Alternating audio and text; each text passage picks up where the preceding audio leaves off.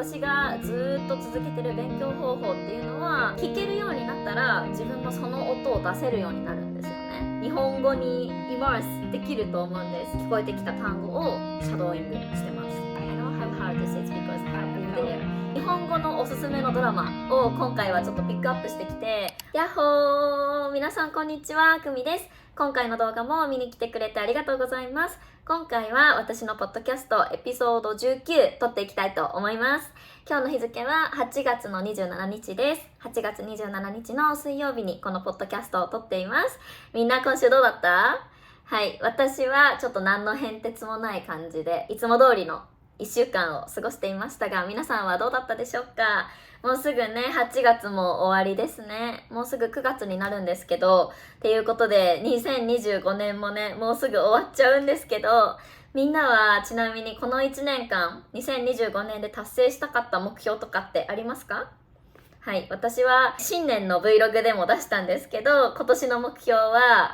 チャンネル登録者10万人いくっていうのを目標に頑張ってたんですけど、それはまだまだちょっと程遠い目標ですけど、頑張りたいなって思ってます。で、それと同時に頑張りたいなって思ってたことが一つあって、それは英語の勉強なんですね。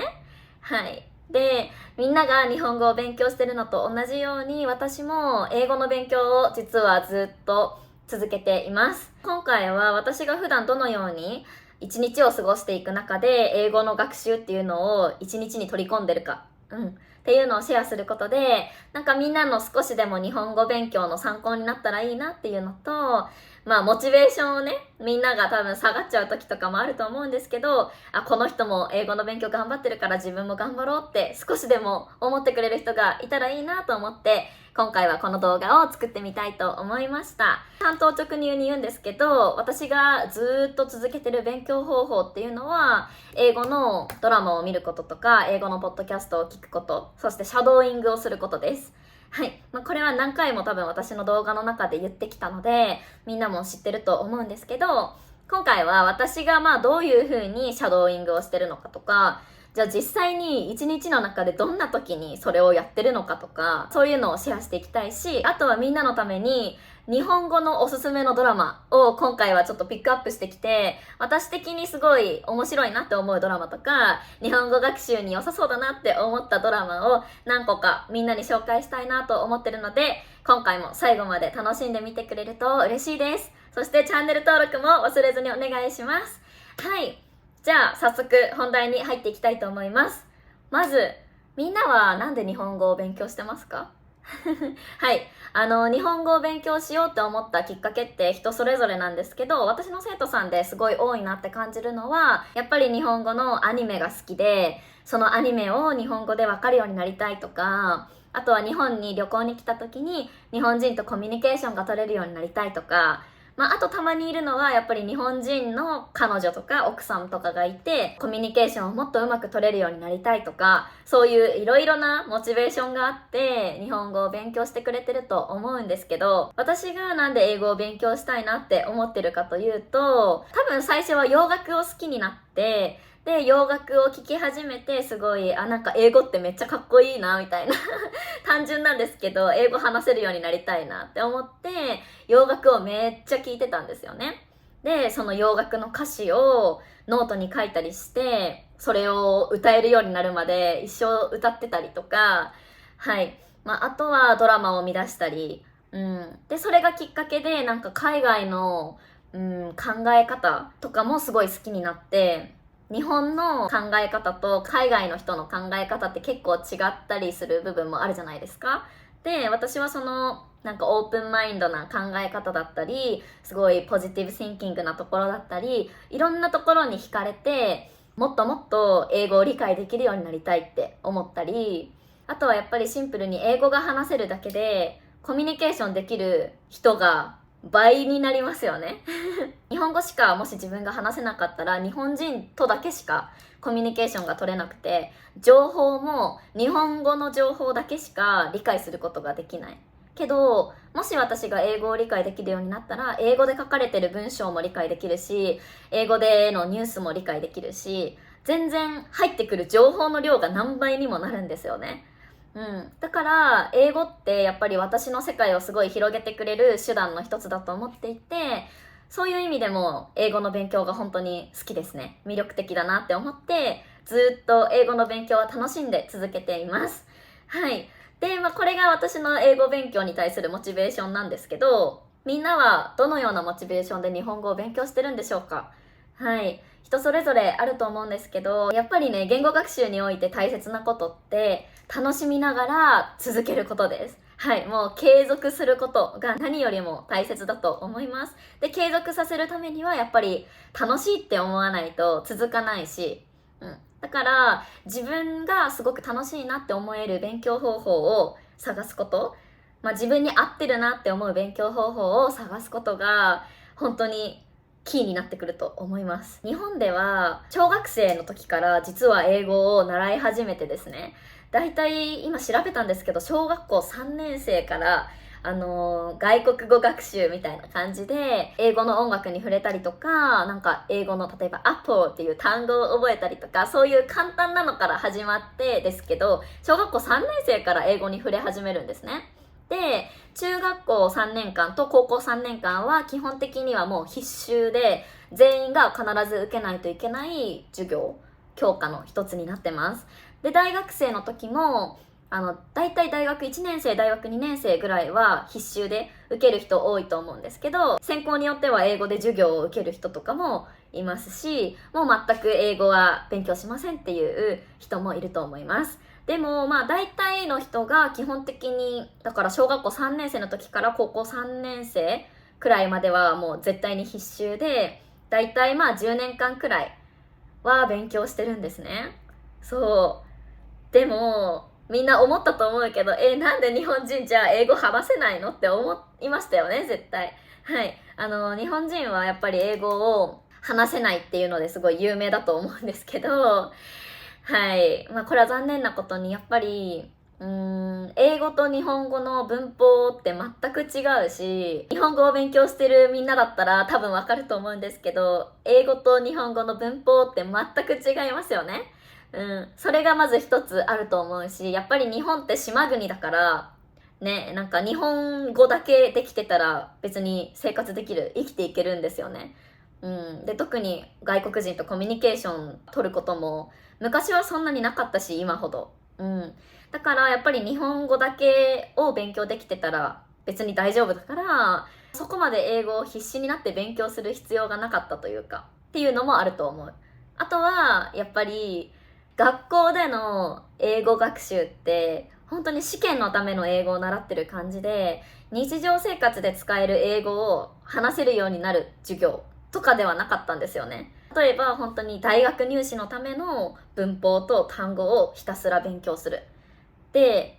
なんか読解とかそういう文法問題とかは日本人結構強いと思うんですよ。だけどスピーキングってなると全然話せないみたいな感じ。話す練習を全くしてこなかったからね、授業で。だからやっぱり日本人は英語を10年間くらい学校で勉強してるのに話せないんですよね。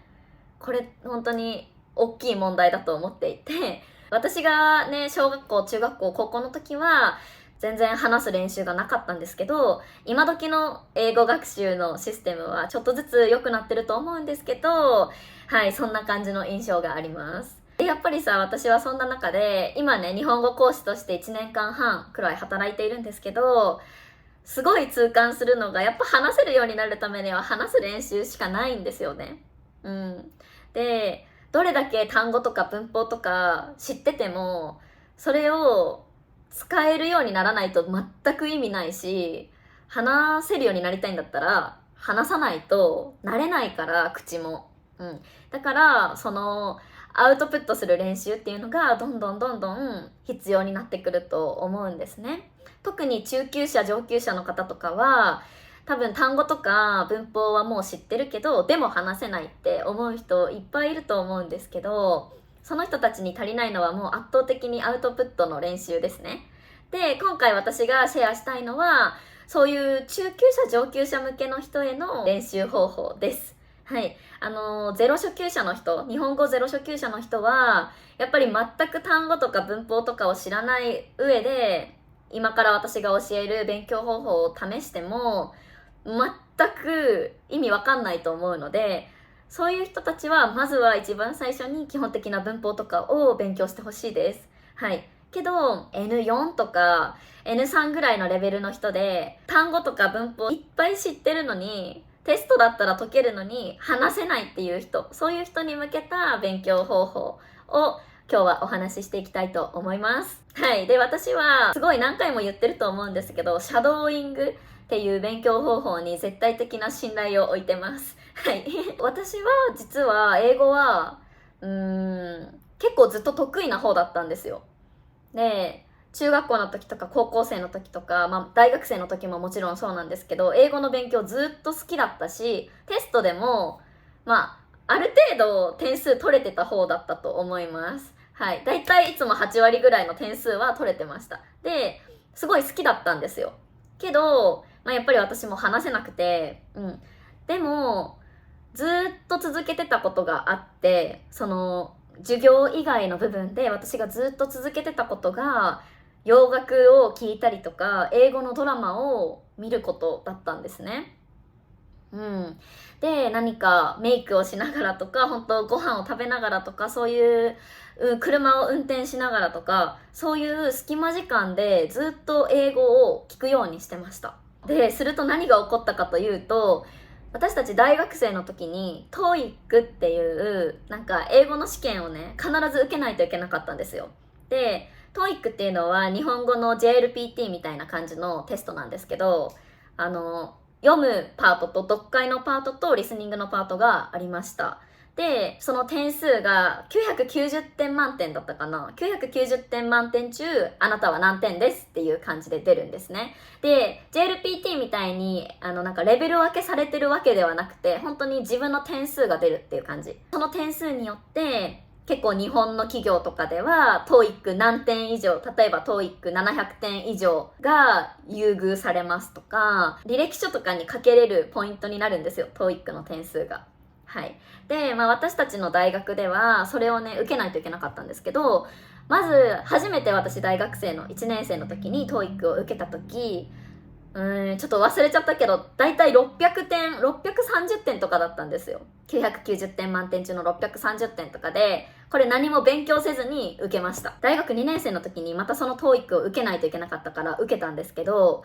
その TOEIC に向けての試験勉強とかは一切しなかったんですね。でも私が唯一してたことが、そのさっき言ったシャドーイングとか、なんかもうずっと英語のドラマを見たり聞いたりすることだったんですね。で、何が起こったかというと、読解の部分のパートは全くほとんど同じ点数だったんですけど、リスニングのパートだけすごい点数伸びてたんですよ。結局総合点もやっぱりリスニングが伸びた分700点ぐらいまでになったんですね。なんでこんなにリスニングが伸びたんだろうって思って考えてみると、やっぱり毎日毎日英語を聞いてたおかげだなって思うんですね。もうそれだけしかやってなかったからね。そう。で、ここで私が気づいたのは、本当に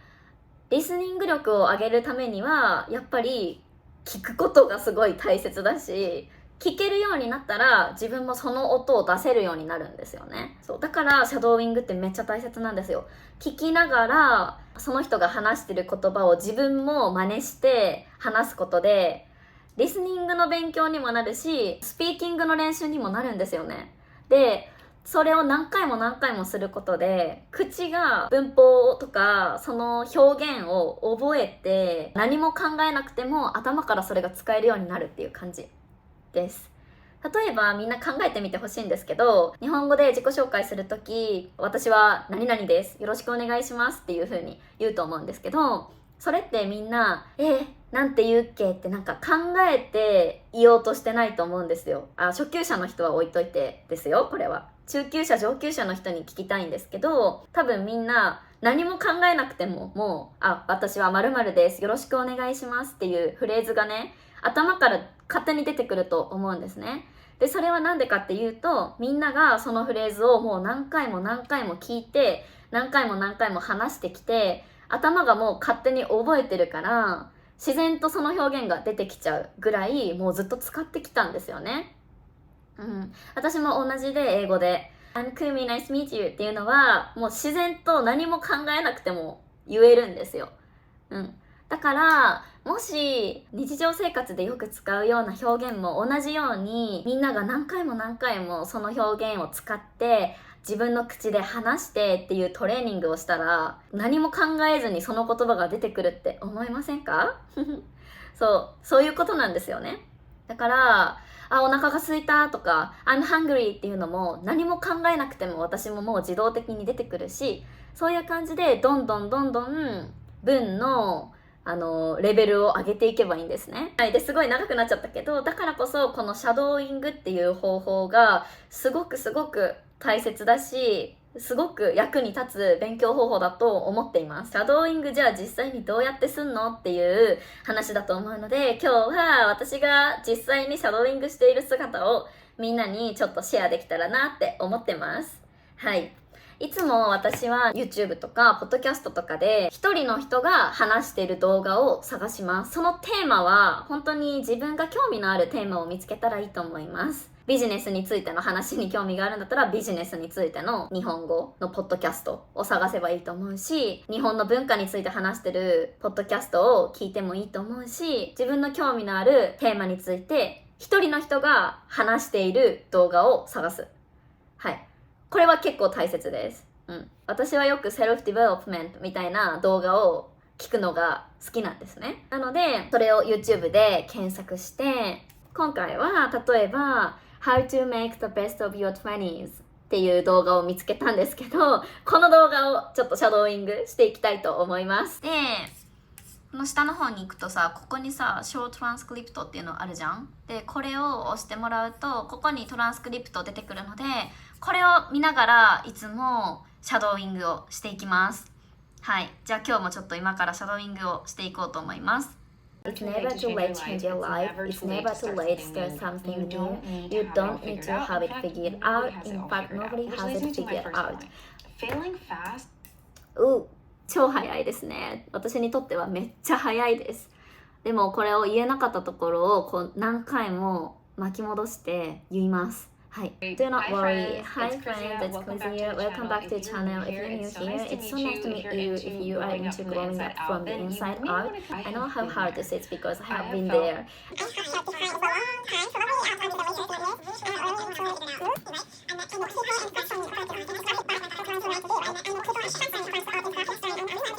はい、こんな感じですごいうわーとか言いながら一人で何回も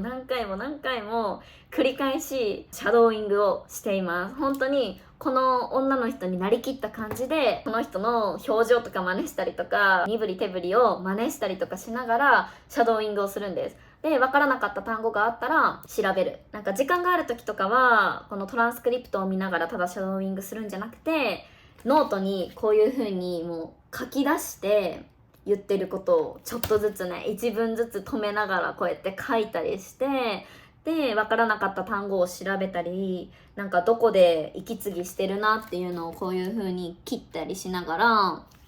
ノートに書きながら、これを見ながら話せるようになるまで何回も繰り返すっていうようにしてます。やっぱり時間がない人にとっては、こういうね YouTube とか Netflix とかだと自動でね字幕とかも出るから、それを見ながらやるっていうのはいいと思うんですけど、もし本当にパッションがあるよっていう人はできるだけこうやって自分でノートに書いたりすることもおすすめします。時間をかければかけるほどやっぱり覚えやすくなると私は思います。人によって違うかもしれないんですけど、私はそう思います。綴りとかもね一緒に勉強できるし覚えれるから、私はこういう風にノートに時間がある時は書いてます。で、一回これを書いて、それをもう毎日時間がある時に読み返すっていう感じでやってます。これはちょっと今回シャドーイングした動画とは違う動画なんですけど、モーニングモチベーションっていう動画を50秒から2分半までの内容を書き出して、ここの間だけを何回も繰り返してシャドーイングするっていう感じ。はい。で、私のシャドーイング方法っていうのはこんな感じでした。で、私は普段これを毎日やってるかっていうとそうではなくて、私もやっぱり時間が取れない時はね、時間が取れないので、はい。ちょっと言い訳にしかならないですけどね。時間がないっていうのは。はい。でも、これができないときは、私は必ず毎日、例えばメイクをしながらとか、そのご飯を食べながらとか、絶対に英語のドラマを見てるし、ポッドキャストを聞いてるし、ポッドキャストを聞きながら聞こえてきた単語をシャドーイングしてます。例えばジムに行く時とか、散歩をしてる時とかも、一人でポッドキャストを聞きながらブツブツブツブツ話してます。多分周りの人から見たらちょっとやばい人みたいな感じになってると思うんですけど、はい、そんなのは気にせずに、そんな大きい声で話してるわけじゃないですよ。ちっちゃい声でブルルルルルルルルってシャドーイングしながら歩いてます。はい、これはでも結構みんなもできる勉強方法だと思うので、ちょっと時間なくて日本語の勉強とかする暇ないよっていう人いると思うんですけど、時間はねやっぱり作るものだと思ってるので、時間がないっていうのを言い訳にせずに、ちょっとでも隙間時間にね、お散歩する時とか、その通勤してる時とか、電車に乗ってる時間とか、絶対にそういう時間あると思うので、そういう時間に日本語のポッドキャストを聞いてシャドーイングしてみるっていうのをずっと続けてみてほしいです。きっとね、リスニング力は確実に高くなると思います。それと同時にスピーキング力もちょっとは絶対に成果が出てくると思うので、はい。でもリスニングには圧倒的にこのシャドーイングの勉強方法がすごく効果的かなと思います。はい。アクセントとか、その、イントネーション、フローのね、流れとかも勉強するのにすごく役に立つと思います。今回は私がその英語を勉強する時の勉強方法としてシャドーイングを紹介したんですけど、これと同じことをみんなは日本語でやってほしいなって思ってるんです。なのでみんなは YouTube とか Podcast とかを調べて、自分の好きなテーマのものを見つけてひたすらシャドーイングしてみてほしいです。でそれが、私のポッドキャストをもちろん使ってくれたらすごく嬉しいですし、何回も何回も聞いてね、やってくれたら嬉しいなって思うし、そういう人のためにポッドキャストのプレイリストとかも作ってるので、ポッドキャストを何回も聞いてシャドーイングしてくれる人がいたらいいなって思ってるし、他にも自分の興味のあるテーマで一人で話している人の動画をね、うまいこと見つけて楽しみながら続けてほしいなって思います。はい。で、今回は日本語のドラマもちょっとみんなに紹介できたらいいなって思ってるんですけど、今回は3つの種類のドラマをちょっとピックアップしてきました。3つのジャンルに分けてピックアップしてきました。全部で6つ紹介したいんですけど、まず1つ目は恋愛編ですね。恋愛系のドラマを紹介したいなって思います。やっぱりこの前恋愛のポッドキャストを出したらすごいみんなからの評判が良かったんですよね。やっぱみんな恋愛好きだよなと思って、今回は、誰でもやっぱり親しみやすい恋愛のテーマについてのドラマを見ながら日本語の勉強になったらいいなと思ってピックアップしました。一つ目は5時から9時までっていうドラマです。5時から9時までは2015年に出てるドラマなんですけど、From 5 to 9っていう英語のタイトルです。はい。これは英会話の講師の先生とお坊さんの恋愛のお話なんですね。ちょっと非現実的な感じはあるんですけど、やっぱりお坊さんとの恋愛ってなかなかないからね。でもその英会話講師の女の人のシーンではすごいやっぱり日常的な日本語が出てくるし、お坊さんが話す方のシーンではちょっと硬い感じの、ちょっと古い感じの話し方、お坊さんらしいすごく堅苦しい感じの話し方で話してるんですね。だからそのどっちもが聞けて面白いかなっていうのと、ラブロマンスっていうよりかはラブコメディっていう感じでお笑いっぽい感じの要素もちょっとあるので、みんなが楽しんで見れるんじゃないかなって思ってます。はい。これは初級中級くらいの学生さんにおすすめのドラマです。はい。2つ目の恋愛ドラマは好きな人がいることっていうドラマです。これはね、2016年のドラマで A Girl and Three Sweethearts っていう英語のタイトルです。1人の女性と3人の男の人たちの恋愛模様のお話なんですね。これは結構本当に恋愛ドラマっていう感じで、恋愛関係におけるなんかお願いするシーンだったり、断るシーンだったり、嫉妬するシーンだったり、なんか気遣いが見られるシーンだったり、なんかシンプルな恋愛のドラマかなって思ってて、日常会話もすごく多いので、日本語学習をしてるみんなにぴったりかなと思ってこのドラマをピックアップしました。私はこのドラマを見てたんですけど、実際面白かった思い出があります。はい、皆さん気になった人はぜひ見てほしいです。次は仕事とかビジネス系のドラマについて紹介したいと思います。やっぱり恋愛系のドラマはどっちかというと女性は興味があるけど男性はあんまり興味ないなっていう人がいるかなと思ったので、男性でも興味が湧きそうな仕事系のドラマピックアップしてきました。一つ目はリッチマン・プアウーマンっていうドラマ。これはちょっと恋愛の要素も入ってるんですけど、仕事かける恋愛みたいな感じで、すごいバリバリの IT 企業のベンチャー社長と就活生ですね、就職活動をしてる女の子の恋愛のお話プラス仕事のお話っていう感じ。そうだから恋愛と仕事のミックスの感じで、ビジネス日本語も学べるんです。会議してる様子とかプレゼンしてる様子とか会社の中でのやり取りの様子とかも出てくるので、ビジネス日本語を実際に使ってる場面も出てくるし、日常会話のシーンももちろんあるし、だから結構一石二鳥というか、これすごいおすすめです。これもめっちゃ面白かった。2012年のドラマで結構古いんですけど、英語タイトルはもうそのままリッチマン・プアウーマンっていうタイトルです。はい、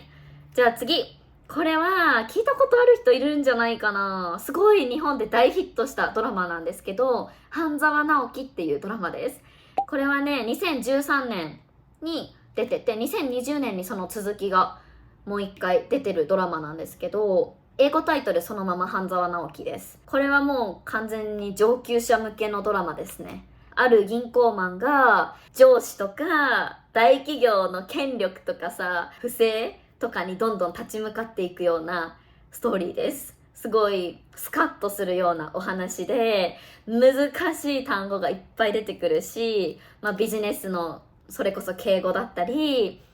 上下関係だったり、日本で働く会社の文化について勉強できると思います。もう上級者向けですでもすごい日本で大ヒットしたドラマなので、興味のある人はぜひ見てみてほしいです。はい、じゃあ最後はコメディとかリアリティショーのジャンルでちょっとピックアップしてきたんですが、一つ目はコンフィデンスマン JP っていうドラマです。これは2018年からドラマがあって、それがすごい大ヒットして映画化もされて、何本か英語も出てるぐらいすごくヒットしたお話なんですけど、詐欺師のお話です。詐欺師がお金持ちとかすごい富裕層をターゲットにして詐欺をして騙していくお話なんですけど、これはね結構難しいかなとは思うんですけど、日常会話も出てくるし、やっぱり詐欺師だからいろんな人になりすますんですよね。だから専門用語もいっぱい出てきます。なんかお金についてのお話だったり、不動産についてのお話だったりね、いろんな難しい言葉も出てきます。だからちょっとそれは難しいと思うんだけど、とにかくストーリーがすごく面白くて、なんかね、最後まで結末がわからない感じで、最後の最後に大どんでん返しがあるの。いつもどんでん返しっていうのはこうやってひっくり返るっていう意味なんだけど、なんか最後の最後に結末が180度変わるみたいな感じをどんでん返しって言うんですけどね。そのどんでん返しがいつもあるストーリーで、見てて本当に楽しいんです。これは私も本当に大好きなドラマだし、映画も全部見たことがあります。はい、すごいやっぱり状況によって話し方とかも変わるから勉強になるんじゃないかなって思います。はい、じゃあ最後はリアリティショーなんですけど、これはもうめちゃめちゃ有名なテラスハウスをピックアップしてきました。はい、私の生徒さんの中でもテラスハウスを見てるよっていう人は本当に多いです。で、私も生徒さんに実際なんかおすすめあるって聞かれたらいつもテラスハウスをおすすめしてます。アメリカのネットフリックスとかでも見つけれるので、多分海外の他の国の方でもネットフリックスで見れるんじゃないかなって思うんですけど、一つのお家で男女6人がシェアハウスをする様子をリアルに映し出した番組になってます。これはもうドラマじゃなくて本当にリアリティショーなので、よりリアルな若者たちの話し方とかを勉強できると思う。日本の東京が舞台だったり、軽井沢だったり、ハワイがあったりね、いろんな舞台があるんですけど、すごいそれも見てて、多分海外のみんなからしたら日本で住むってこんな感じなんだなっていうのも見れると思うし、その6人は共同生活をする中で普通に一人一人それぞれの人生を送っていくんですね。だから帰る家がみんなと一緒だけど、普通に学校に行ってる子もいるし、普通に例えばじゃあモデルとして働いてる子もいるし、会社員として働きに行ってみたいな感じで、けどみんなが帰ってくる場所は一緒でシェアハウスしてて、そういう感じだからなんかいろんな人の人生の様子とかも見れるし、もちろん恋愛のね、なんかドキドキするようなシチュエーションもあったりして、だいたい20代から30代ぐらいの若者が多いんですけど、そういう人たちが普段どんな風に日常会話とか、世間話みたいな、ちょっと雑談みたいなのどんな風にしてるかとか、そういうのを勉強できると思います。あとはやっぱり男の人3人、女の人3人がね、一緒にシェアハウスするんだけど、男の人の話し方と女の人の話し方とかね、その違いについても勉強できると思います。はい、これもすごくおすすめになってます。気になった人はぜひぜひ見てみてください。一番やっ